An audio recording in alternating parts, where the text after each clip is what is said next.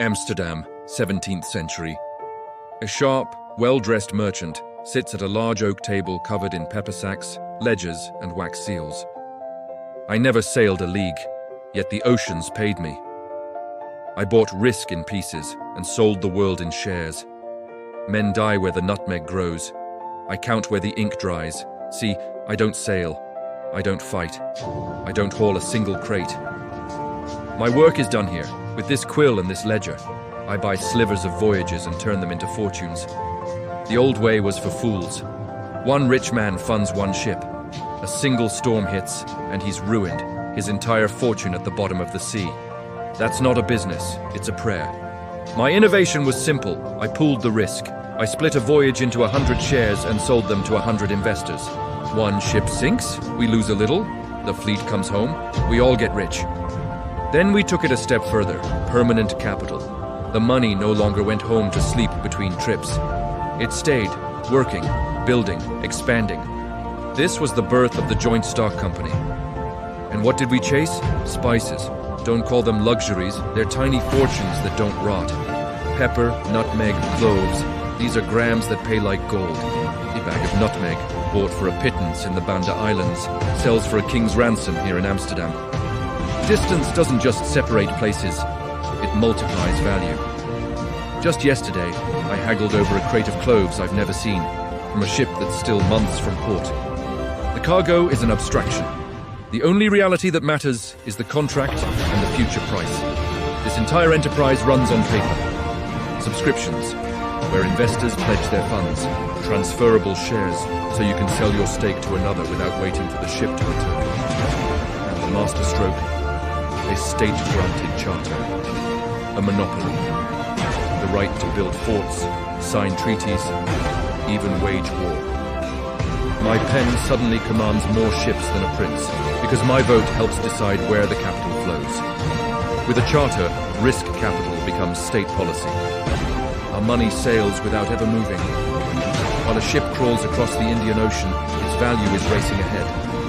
A partner here in Amsterdam sells shares to a widow, a brewer, and a goldsmith. A factor in Batavia sells the cargo forward before the ships even dock. We use letters, bills of exchange, and a bustling secondary market where rumors fly and prices are chalked on boards. Value moves at the speed of a courier, not the speed of a hull. Of course, I sleep well at night. I buy marine insurance against losses. I use forward contracts to lock in my sale price months in advance. I diversify, pepper from one fleet, cloves from another, textiles from a third.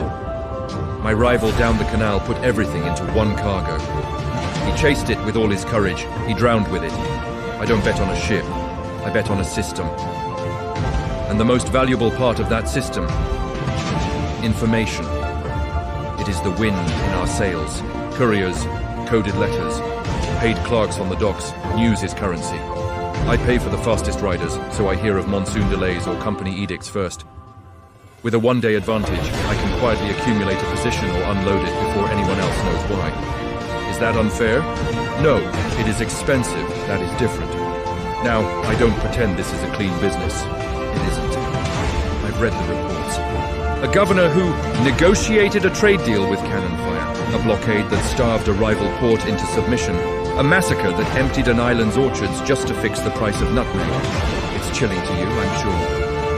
For me, it's categorized under securing the supply chain. My capital hires the men who decide what a clove costs and what it costs to stay alive. This cash flow bends governments to our will. With dividends fattening the purses of every important merchant and pensions tied to our company's shares, the city councils listen when we speak. When the company needs naval escorts or tax relief, politicians suddenly discover the language of national interest. It's a perfect circle. The fleet pays the city protects the fleet, and the fleet pays the city even more. The real magic happens here, in the secondary market. Wealth that never even sees a warehouse. Watch. Last month, I bought a block of shares. The price ticked up on a rumor of a successful raid. I flipped them. 2 weeks later, a panic set in over a pirate attack. I bought back in, cheaper. I made a profit twice without a single peppercorn touching my hands. That is liquidity. The belief that someone will always be there to buy your risk, as long as the story of future profit still breathes. When a storm sinks 3 ships, the street pitches into panic. Prices crash. Amateurs sell into the fear. I sell a little too, but then I buy on the crash. I wait. Fortunes are not made by courage alone. They are kept by rules. My rules. Never one ship. Never one island. Never trust a rumor without a courier. And never, ever borrow from a man who wants your seat at the table. How do I count my wealth? Not in coins piled on this table. That's heavy. My wealth is in claims on tomorrow. A promise is light, and it flies much, much farther. Look around the city. The rope makers, the coopers, the insurers, the clerks, the map makers, the taverns where brokers whisper deals. My profit flows through 1,000 hands. Those hands, the pensioners, the guilds, the widows, they become my shield when the critics howl. Let them call us pirates, then let them explain the dividends to their constituents. At night, sometimes, I stare at a single ledger line. Losses at sea. It's a cold, hard number. But behind it are names, friends who never came back, men I never met, but whose voyages I funded. I don't weep for them. I price the grief. The ocean demands a tithe. We paid it, and we lived. And when one of our colonial governors grows too bold, too insolent, I don't need to send troops. I just freeze his credit. No new letters of exchange. Suppliers demand cash up front. The payroll dries up. I don't need a sword. If I stop your credit, your army stops itself. Power, you see, has always flowed from the ledger.